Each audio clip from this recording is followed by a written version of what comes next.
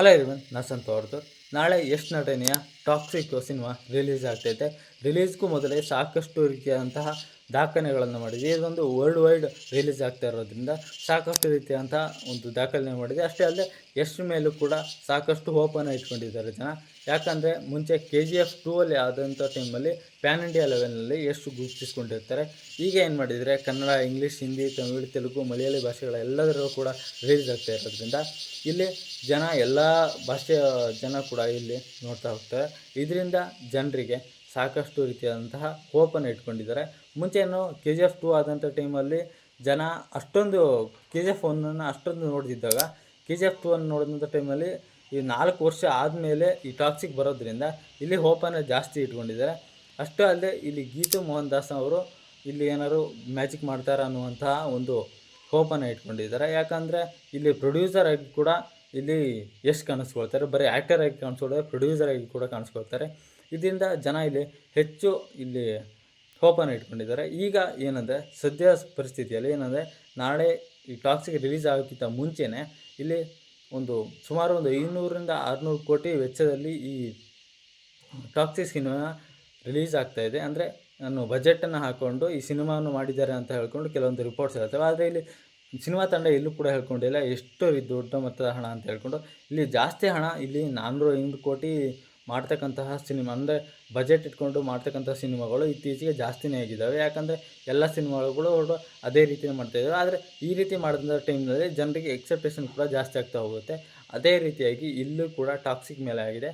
ಇಲ್ಲಿ ಸುಮಾರು 500 ಕೋಟಿ 600 ಕೋಟಿ ಹತ್ತಿರ ಇಲ್ಲಿ ಮೂವಿ ರೆಡಿ ಮಾಡೋದಕ್ಕೆ ಆಗಿದೆ ಅಂತ ಹೇಳ್ತಾ ಹೋಗ್ತಾರೆ.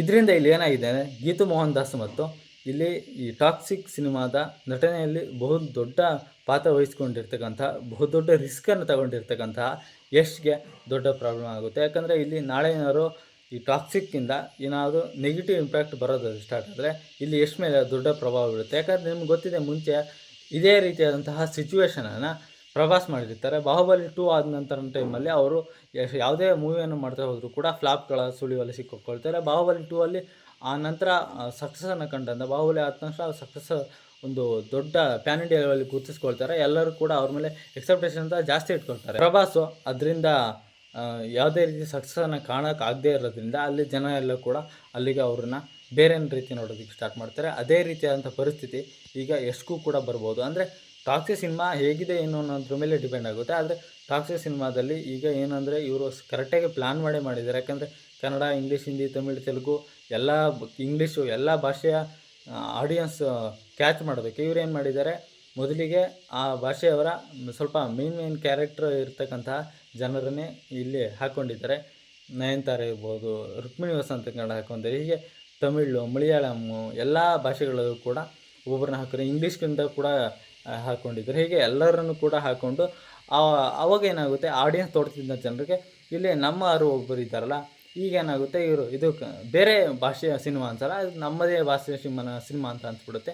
ಹೀಗಾಗಿ ಈ ರೀತಿಯಾದಂಥ ಒಂದು ಪ್ಲ್ಯಾನನ್ನು ಕೂಡ ಮಾಡ್ಕೊಂಡಿದ್ದೆ. ಆದರೆ ನಾಳೆ ರೆಡಿಯಾಗಿ ಇರ್ತಕ್ಕಂತಹ ಟಾಕ್ಸಿಕ್ಕಿಂದ ಸಾಕಷ್ಟು ಓಪನ್ ಇಟ್ಕೊಂಡಿದ್ದಾರೆ. ನಾಳೆ ದೊಡ್ಡ ರೀತಿಯಾದಂಥ ಪರಿಣಾಮವನ್ನು ಬೀರುತ್ತೆ ಈ ಸಿನಿಮಾದ ಮೇಲೆ. ಸಿನಿಮಾ ಹೇಗೆ ಚೆನ್ನಾಗಿರುತ್ತೋ ಬಿಡುತ್ತೋ ಅದು ನೆಕ್ಸ್ಟ್ ಟೈಮು. ಆದರೆ ಇದರಿಂದ ನೆಗೆಟಿವ್ ಪಾಸಿಟಿವ್ ಇಂಪ್ಯಾಕ್ಟ್ ಆಗೋದಂತೂ ಯಶ್ ಮೇಲೆ ಮತ್ತು ಗೀತು ಮೋಹನ್ ದಾಸ್ ಮೇಲೆ ದೊಡ್ಡ ಪರಿಣಾಮ ಬೀಳುತ್ತೆ. ಅಂದರೆ ಗೀತು ಮೋಹನ್ ದಾಸ್ ಸಣ್ಣ ಪುಟ್ಟ ಸಿನಿಮಾಗಳನ್ನು ಮಾಡ್ಕೊಂಡಿರ್ತಾರೆ. ಆದರೆ ಈಗ ಅವರ ಕೈಗೆ ಇಷ್ಟು ದೊಡ್ಡ ಪ್ರಾಜೆಕ್ಟ್ ಸಿಗ್ತಿರೋದು ಅವರಿಗೆ ಒಂದು ರೀತಿ ಅದನ್ನು ಹಂಗಂತ ಹೇಳಿ ಅವರೇನು ಇದನ್ನು ಹುಸಿ ಮಾಡ್ತಾರೆ ಅಂತ ಹೇಳ್ತಲ್ಲ, ಆದರೆ ಇದರಿಂದ ಅವರಿಗೆ ದೊಡ್ಡ ಪ್ರಾಬ್ಲಮ್ ಆಗ್ಬೋದು. ಯಾಕಂದರೆ ಮುಂದೆ ಕೆರಿಯರ್ನಲ್ಲೂ ಕೂಡ ಅವರಿಗೆ ಪ್ರಾಬ್ಲಮ್ ಆಗ್ಬೋದು. ಆದರೆ ಎಷ್ಟು ಈ ಸಿನಿಮಾದಿಂದ ಆಗಿಲ್ಲ ಅಂದರೂ ಕೂಡ ಮತ್ತೊಂದು ಸಿನಿಮಾದಲ್ಲಿ ಇದನ್ನು ಹೇಗಾದರೂ ಮಾಡಿ ರಿಕವರಿ ಮಾಡ್ಕೊಳ್ಳೋಂಥ ಸಾಧ್ಯತೆ ಇರುತ್ತೆ. ಆದರೆ ಗೀತು ಮೋಹನ್ ದಾಸ್ಗೆ ಅಷ್ಟೊಂದು ಇದಿರೋದಿಲ್ಲ. ಯಾಕಂದರೆ ಒಂದು ಪ್ಯಾನ್ ಇಂಡಿಯಾ ಮೂವಿಲಿ ವರ್ಲ್ಡ್ ವೈಡ್ ರಿಲೀಸ್ ಆಗ್ತಕ್ಕಂತಹ ಮೂವಿ ಇದು.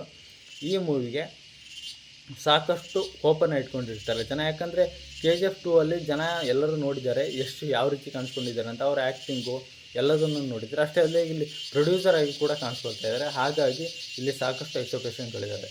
ಈಗೇನೆಂದರೆ ರಿಲೀಸ್ಗೂ ಮೊದಲೇ ಸುಮಾರು 600 ಕೋಟಿಗಿಂತ ಹೆಚ್ಚು ಹಣ ಮಾಡಿದೆ ಅಂತ ಹೇಳ್ಕೊಂಡು ಕೆಲವೊಂದು ರಿಪೋರ್ಟ್ಸ್ ಹೇಳ್ತವೆ. ಯಾಕಂದರೆ ಇಲ್ಲಿ ಕೆಲವೊಂದು ಈ ನೆಟ್ಫ್ಲಿಕ್ಸ್ ಇರ್ಬೋದು ಅಥವಾ ಅಮೆಝಾನ್ ಪ್ರೈಮ್ ಇರ್ಬೋದು, ಇವರೆಲ್ಲ ತಗೊಂಡಿದ್ದಾರೆ ಅಂತ ಹೇಳ್ತಾ ಹೋಗ್ತಾರೆ. ಅಷ್ಟೇ ಅಲ್ಲದೆ ಈ ಬುಕ್ಕಿಂಗ್ ಆಗಿರೋದು ಕೂಡ ದೊಡ್ಡ ಮಟ್ಟದಲ್ಲಿ ಆಗಿರೋದ್ರಿಂದ ಇಲ್ಲಿ ಆ ರೀತಿಯಾಗಿ ಮಾತಾಡ್ತಾ ಹೋಗ್ತಾರೆ. ಇನ್ನು ನಾಳೆಗೆ ಗೊತ್ತಾಗುತ್ತೆ, ನಾಳೆ ಏನಾಗುತ್ತೆ, ಎಷ್ಟು ಹಣ ಮಾಡಿದೆ ಏನು ಅನ್ನೋದ್ರ ಬಗ್ಗೆ ನಾಳೆಯಿಂದ ಎಲ್ಲ ಒಂದೊಂದೇ ಗೊತ್ತಾಗ್ತಾ ಹೋಗುತ್ತೆ. ಇದರಿಂದ ಸಾಕಷ್ಟು ರೀತಿಯಾದಂಥ ನೆಗೆಟಿವ್ ಇಂಪ್ಯಾಕ್ಟ್ ಆಗುತ್ತೆ ಮತ್ತು ಪಾಸಿಟಿವ್ ಇಂಪ್ಯಾಕ್ಟ್ ಕೂಡ ಆಗುವಂಥ ಸಾಧ್ಯತೆ ಇರುತ್ತೆ. ಆದರೆ ಇದು ದೊಡ್ಡ ಮಟ್ಟದಲ್ಲೇ ಆಗುತ್ತೆ, ಯಾಕಂದರೆ ಇಲ್ಲಿ ಎಲ್ಲರ ಕೆರಿಯರ್ ಮೇಲೆ ನಿಂತಿರ್ತಕ್ಕಂತಹ ಸಿನಿಮಾ ಇದು.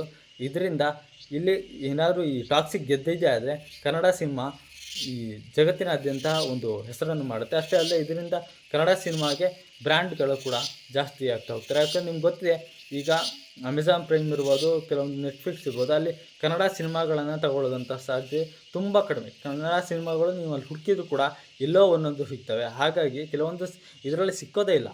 ಅಷ್ಟರ ಮಟ್ಟಿಗೆ ಕನ್ನಡ ಇಂಡಸ್ಟ್ರಿಯನ್ನು ಕೀಳಾಗಿ ನೋಡ್ತಾರೆ. ಅದೇ ಕಾರಣಕ್ಕೆ ಈ ಸಿನಿಮಾ ಗೆದ್ದರೆ ಕನ್ನಡ ಇಂಡಸ್ಟ್ರಿ ಕೂಡ ದೊಡ್ಡ ಮಟ್ಟದಲ್ಲಿ ಆಗುತ್ತೆ. ನಿಮ್ಗೆ ಇದ್ರ ಬಗ್ಗೆ ಏನು ಅನ್ಸುತ್ತೆ ಕೆಳ ಕಮೆಂಟ್ ಬಾಕ್ಸ್ನಲ್ಲಿ ತಿಳಿಸಿ. ಇದೇ ರೀತಿಯ ಮತ್ತೊಂದು ವೀಡಿಯೋ ಸಿಗ್ತೀನಿ. ನಮಸ್ಕಾರ.